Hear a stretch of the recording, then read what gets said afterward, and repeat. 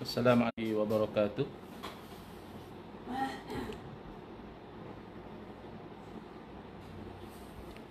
Bismillahirrahmanirrahim. Alhamdulillahi rabbil alamin. Wassalatu wassalamu ala asyrafil anbiya'i wal mursalin wa ala alihi wa sahbihi ajmain. Rabbi shrah li sadri wa yassir li amri wahlul 'uqdatam min lisani yafqahu qawli. Subhanaka la ilma lana illa ma 'allamtana innaka antal alimul hakim. Allahumma akhrijna min zulumatil wahmi wa akrimna binuril fahmi waftah alaina bima'rifatil ilmi wa sahhil akhlaqana bil hilm waj'alna mimman yastami'una al-qawla fayattabi'una ahsana. Allahumma ati nufusana taqwaha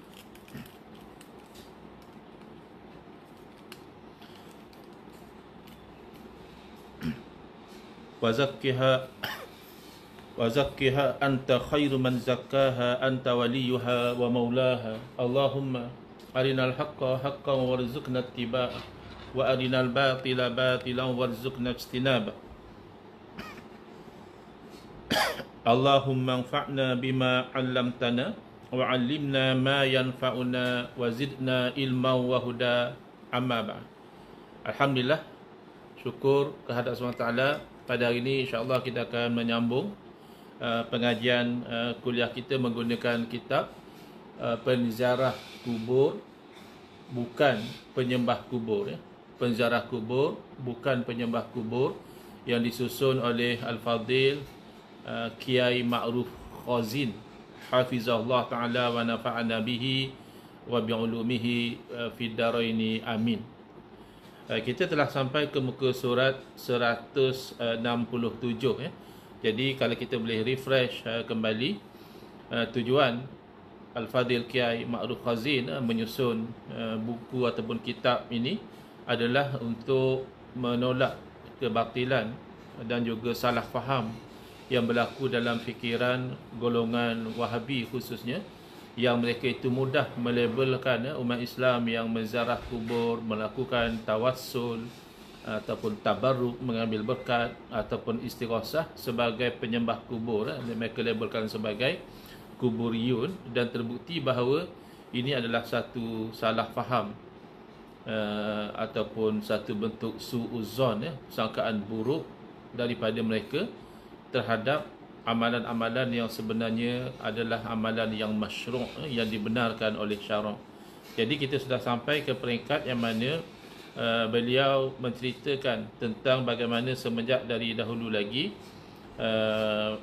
makam orang soleh itu dizarahi, orang mengambil barakah, bukan masalah kubur itu, tapi adalah kesolehannya, orang mengambil barakah daripada kesolehan. Jadi kesolehan seseorang orang soleh ataupun seorang nabi atau wali itu tidak terbatal semata-mata dengan sebab kematian. Maka daripada kesolehan, kebaikan, kenabian, kewalian, inilah datangnya keberkatan. Kemudian tentang masalah membina kubah, dibawa contoh bahawa semata-mata membina kubah itu tidak dilarang, bahkan dilakukan oleh umat Islam semenjak dari dahulu, semenjak daripada zaman sahabat, radhiyallahu anhum ajma'in. Kemudian dibawa di sini di pusat 167 kubah makam Al-Qadhi Iyad, seorang ulama besar dalam mazhab Maliki. Wa buniya alaihi ay Al-Qadhi Iyad, Al-Qadhi Iyadin kubbatun azimatun dzata arba'ati awjuhin wa alzama al-fuqaha'u bitaraddudi ila hunaka li tilawatil qur'ani liyashtahiral qabru. Qala li Abu Amr ana ji'tu ilal kubbatil mazkurati wa da'autu Allah Ta'ala fastajaba li wallahu alam. Ini disebut oleh Al-Imam Al-Hafiz Az-Zahabi, ya, di dalam kitab Syiaru A'lamin Nubala, ya, Syiaru A'lamin Nubala lil Imam Al-Hafiz Az-Zahabi rahimahullah ta'ala. Dicatatkan bahawa dan makam Qadhi Iyad dibangunkan padanya itu kubah yang besar, bersegi 4. Kemudian para ulama fiqh selalu berulang-alik mengunjungi ke sana untuk membaca Al-Quran di tepi kuburan. Kita tahu hatta di dalam mazhab kita, mazhab Syafi'i juga, digalakkan untuk membaca Al-Quran di kuburan. Bahkan kata Al-Imam Syafi'i rahimahullah ta'ala, kalaulah dikhatamkan satu Al-Quran itu, maka itu adalah terlebih baik. Jadi dengan itu, apabila para fuqaha sering datang mengunjungi kuburan itu untuk membaca Al-Quran di sisi kuburan itu, maka ini menjadi satu perkuburan yang masyhur dizarahi oleh umat Islam. Jadi ini yang dikatakan keberkatan kerana kalau nak dikirakan konsep asalnya, kalau kita nak berdoa, boleh berdoa di mana-mana sahaja. Di rumah kita sendiri pun elok saja untuk kita berdoa, mengangkat tangan memohon kepada Allah. Tetapi apa yang dilakukan apabila seseorang itu berdoa kepada Allah di sisi kuburan orang soleh, ulama, wali ataupun nabi, adalah mengharapkan keberkatan, iaitu dengan barakah kesolehan ataupun kenabian ataupun kewalian orang yang dimakamkan di situ, maka Allah Ta'ala memperkenankan doa yang dimohon. Jadi telah berkata Abu Ammar kepada saya, kepada Al-Imam Az-Zahabi rahimahullah ta'ala, saya telah datang ke kubah tersebut, ke kubah yang dibina di atas maqam Al-Qadhi Iyad rahimahullah ta'ala, dan di sana saya telah berdoa kepada Allah Ta'ala, dan Allah Ta'ala telah memperkenankan doa saya. Wallahu a'lam. Di muka surat 168.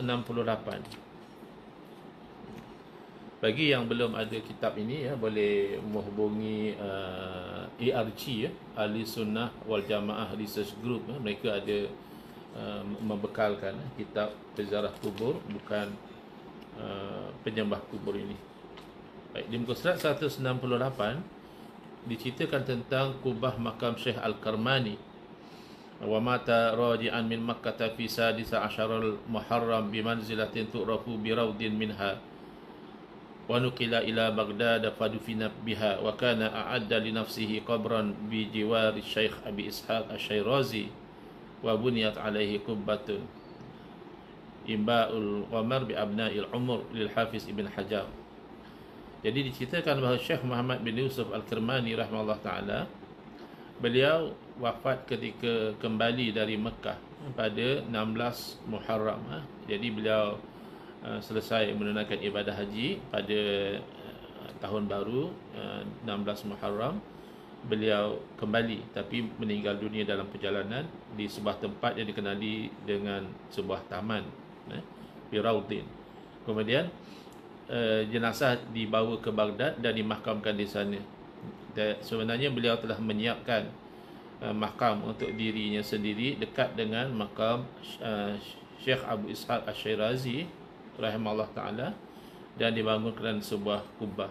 Jadi ini adalah bukti-bukti bahawa membina kubah di atas kuburan orang soleh, orang wali, orang-orang yang ada kebaikan pada diri mereka, itu dilakukan oleh umat Islam sebagaimana kita sebutkan semenjak daripada zaman sahabat, semenjak daripada zaman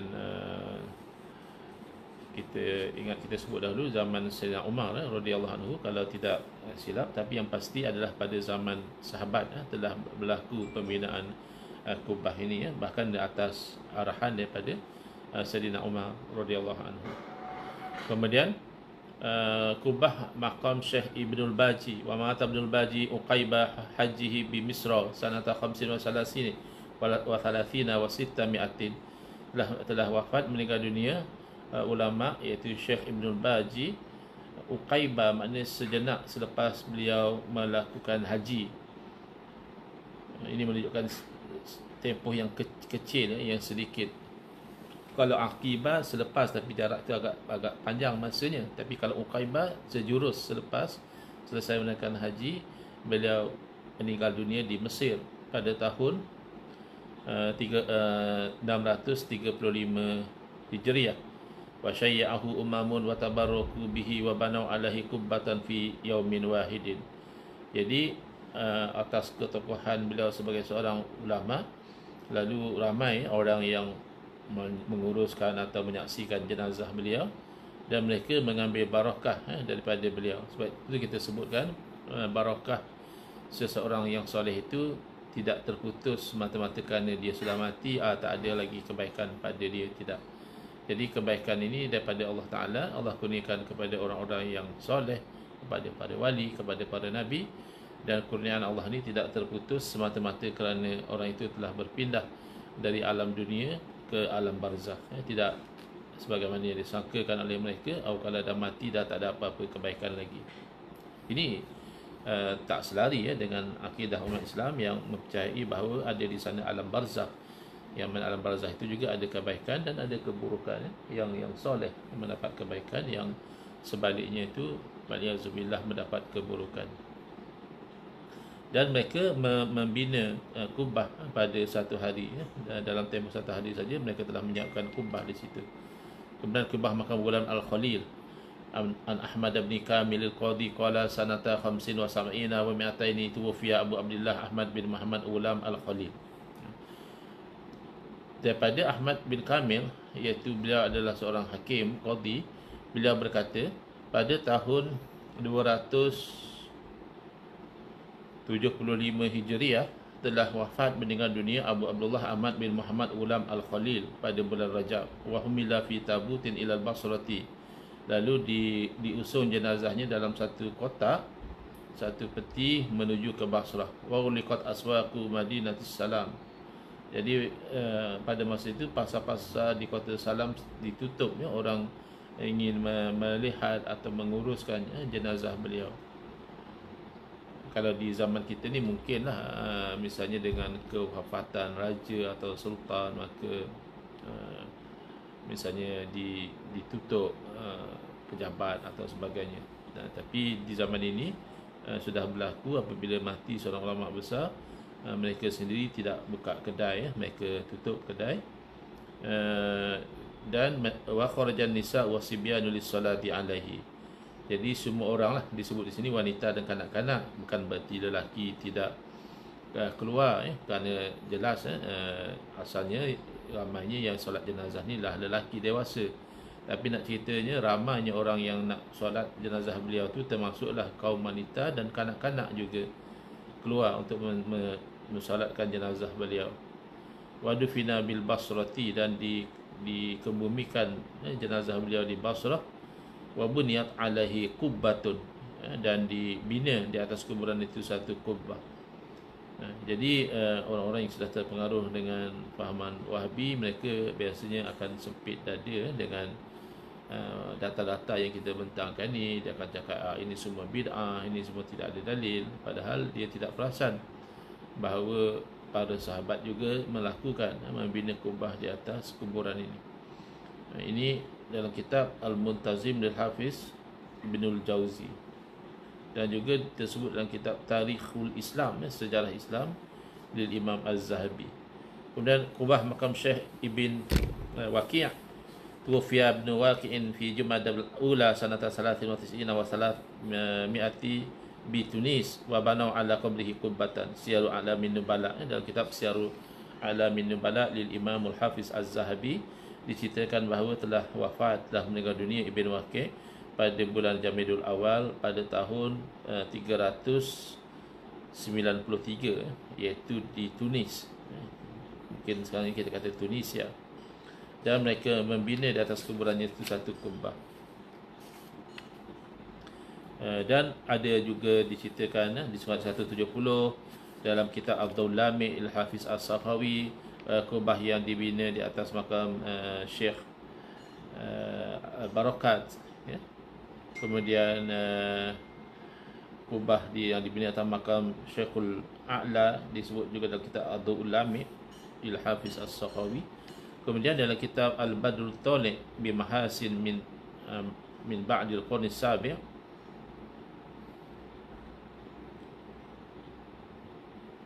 ataupun Al-Badrul Taliq bi Mahasin man ba'dal Qarn as-Sabi', diceritakan tentang kubah yang dibina di atas makam Sayyid Daud bin Hadi rahimahullah ta'ala. Kemudian demikian kubah yang dibina di atas makam para sahabat, radhiyallahu anhu ajma'in. Wa ammal masyahidul ma'rufatul yawma bil Madinati, adapun satu pemandangan yang sedia maklum pada hari ini, pada zaman tersebutlah ya, pada zaman ditulis kitab Khulasatul Wafa ini, Khulasatul Wafa bi akhbari Daril Mustafa.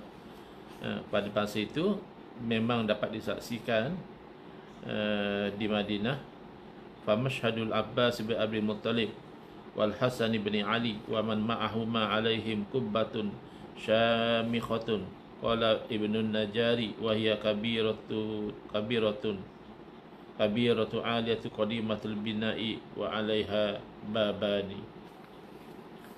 Jadi adapun makam-makam yang terkenal ketika itu di Madinah adalah makam Al-Abbas bin Abdul Muttalib, iaitu bapa saudara Nabi SAW, makam Hasan bin Ali, iaitu cucu Nabi SAW, dan orang yang bersamanya. Di atas makam-makam mereka ada kubah yang tinggi. Ibnu Najjar berkata kubah itu besar, tinggi, dan bangunan purba, bangunan lama lah, yang memiliki 2 pintu. Jadi apa yang saya tulis di sini, kata Kiai Ma'ruf Fazil, hanya sebahagian kecil dari kitab-kitab tarikh, dari kitab-kitab sejarah. Belum lagi mencantumkan kitab-kitab lain yang besar-besar. Belum lagi mencantumkan kitab seperti An-Nur As-Safir karya Syekh Al-Idrus, Simtun Nujum karya Syekh Al-Insami, Khulasatul Athar karya Syekh Al-Muhibbi, Al-Kawakib Sairah karya Syekh Najmuddin Al-Ghazi, Mir'atul Jinan karya Syekh Al-Yafi'i, Bughyatul Talaq fi Tarikhil Halab karya Syekh Ibnul Adim, dan sebagainya. Jadi data-data ini banyak ya. Tapi mungkin ya, kawan-kawan yang sudah terpengaruh dengan pemikiran Wahabi ini, mereka agak tertutup pemikiran mereka untuk melihat luar daripada sangkaan mereka. Sangkaan mereka ini semua adalah bid'ah, sesat, Nabi tak buat, bahkan syirik dan sebagainya. Cuba lihat makam Rasulullah SAW sendiri dibinakan kubbah. Wa qala Ibnul Qayyim fi kitabih Ighathatil Lahfan min makayidi syaitan yajibu hadmul qibab allati 'ala al-quburi li'annaha usisat 'ala maksiyati rasuli. Intaha. Ibnu Qayyim berkata, Ibnu Qayyim ni murid setia kepada Al-Imam Ibn Taymiyah. Jadi beliau ada menulis dalam kitabnya yang diberi tajuk Ighathatul Lahfan min makayidi syaitan. Mana menyelamatkan orang daripada tipu daya syaitan. Itu maksud nama kitab ini. Kata beliau, wajib merobohkan kubah-kubah yang ada di atas kuburan. Kenapa beliau kata begitu? Kerana ianya dibina atas dasar derhaka kepada Rasul sallallahu alaihi wasallam. Jadi ini yang dikesalkan kerana Al-Imam Ibnul Qayyim Al-Jauziyah ini, beliau tokoh yang menjadi idola kepada golongan yang mengaku sebagai salafi, ikut salaf. Tapi beliau sendiri tidak ikut salaf dalam menepani amalan-amalan yang dilakukan oleh umat Islam, kerana salaf sendiri melakukan membina kubah ini, menyuruh membina kubah ini. Tiba-tiba Al-Imam Ibn Qayyim Al-Jauziyah menganggap amalan salaf ini sebagai mendahaka kepada Rasulullah SAW. Disebutkan di sini di muka 173. Namun seperti inikah perkataan pengikut Ahlul Hadis yang mengaku sebagai Ahlul Hadis, yang secara membuta-tuli mencaci generasi awal Islam. Saya tidak tahu apakah mereka memiliki bukti kuat bahawa yang meninggikan makam Rasulullah SAW adalah orang yang derhaka pada Rasulullah SAW, ataukah ustaz-ustaz Wahabi tersebut tidak tahu siapa yang melakukannya. Kendati pun di dalam banyak-banyak ustaz Wahabi sering mengutip dari Ibn Taymiyah, tetapi dalam masalah ini ia belum membacanya. Jadi walaupun mereka ini mengidolakan kepada Imam Ibn Taymiyah, sepertinya mereka terlepas pandang atau sengaja tidak mahu menyebutkan apa yang disebut oleh Imam Ibn Taymiyah dalam Majmu'ul Fatawa. Summa lamma wusi'al masjidu fi khilafatil Walid bin Abdul Malik wa kana naibuhu 'ala al-Madinati Umar bin Abdul Aziz amarahu an yashtari al-hujara wa yazidaha fil masjidi wa kanatil hujaru min jihatil masyriqi wal qiblati fazidat fil masjidi wa dakhalat hujratu Aisyah fil masjid min hina idzin wa banau al-ha'it al-barani musannaman muharrafa. Jadi disebutkan di sini dalam Majmu' Fatawa Imam Ibn Taimiyah sendiri, kemudian ketika Masjid Nabawi diperluaskan di masa khilafahnya Al-Walid bin Abdul Malik dan gubernurnya di Madinah pada ketika itu adalah Umar bin Abdul Aziz, yang kemudiannya menjadi khalifah yang adil. Dia memerintahkan Umar bin Abdul Aziz untuk membeli kamar-kamar, yakni rumah-rumah isteri-isteri Nabi sallallahu alaihi wasallam, dan menambahkannya ke dalam masjid. Dan asalnya itu harta persendirian, lalu dia beli oleh kerajaan, lalu dijadikan sebahagian dari masjid. Dan kamar-kamar tersebut berada di sebelah timur dan juga kiblat. Maka kamar-kamar tersebut ditabahkan ke masjid, dan kamar Aisyah radhiyallahu anha yang di dalamnya ada maqam Rasulullah SAW masuk ke dalam masjid semenjak itu. Mereka membangunkan tembok Al-Barani yang tinggi dan menyamping. Jadi ini yang diceritakan oleh Al-Imam Ibn Taimiyah sendiri. Jadi secara jelas, lihat muka 174, Al-Imam Ibn Taimiyah sendiri berkata bahawa yang melakukan perbuatan tersebut adalah Khalifah Umar bin Abdul Aziz. Sementara sang guru sama sekali tidak mencaci maki Umar bin Abdul Aziz. Sang guru sebab beliau guru pada Al-Imam Ibnul Jauziyah. Al-Imam Ibn Qayyim Al-Jauziyah. Beliau guru. Beliau juga tidak mencaci maki perbuatan itu. Maka perkataan Ustaz-Ustaz Wahabi mendaharkai apa yang beliau katakan. Jadi seolah-olahnya Wahabi ini dalam keadaan mereka itu mengangkat dan mengidolakan Imam Ibn Taimiyah, tapi mereka seolah-olah mendahaka kepada pendirian beliau yang tidak menyalahkan perbuatan membina Kubah ini, pun bertentangan dengan perkataan maha gurunya Ibn Taimiyah. Dan orang yang melakukan membina Kubah ini bukan jalan-jalan. Disebutkan di sini Umar bin Abdul Aziz wa huwa khalifatun rasyidun alimun bisunnati muttabi'un laha. Dalam Sarimul Maslul, beliau bahkan memuji Umar bin Abdul Aziz, mengatakan beliau adalah seorang khalifah yang rasyid, yang adil, yang bijaksana, yang mana khalifah ini orangnya alim dengan sunnah serta muttabi'un laha. Jadi bila mengulas, dan ini pun sedia maklum, sudah masyhur bahawa Khalifah Umar bin Abdul Aziz adalah seorang yang alim dan juga orang yang beramal dengan sunnah Nabi sallallahu alaihi wasallam. Jadi Al-Imam Ibn Taimiyah sendiri mengatakan bahawa Umar bin Abdul Aziz mengerti sunnah, bahkan pengikut sunnah.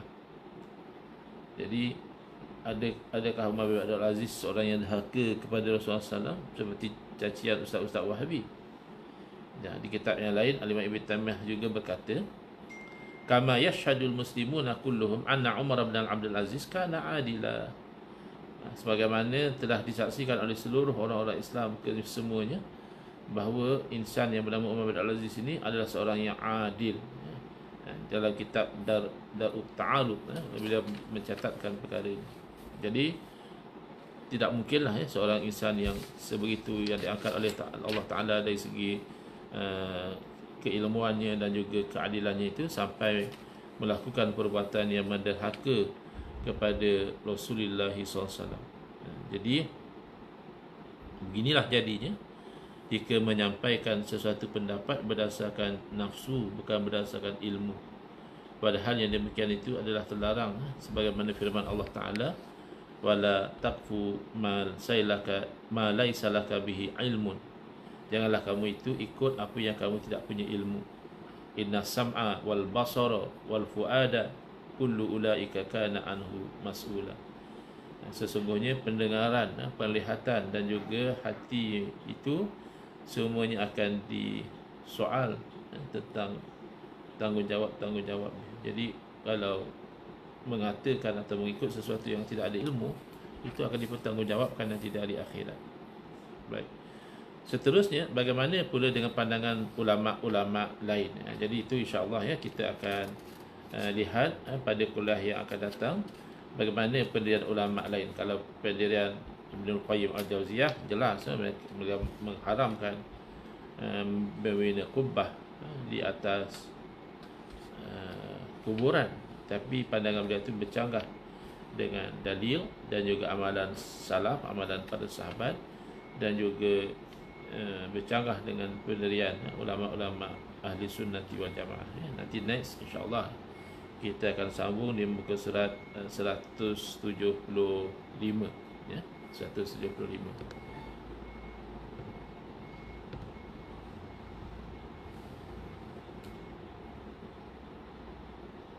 Baik. Di setakat itu dahulu. Hadza wabillahi taufiq wal hidayah. Wassalamualaikum warahmatullahi wabarakatuh.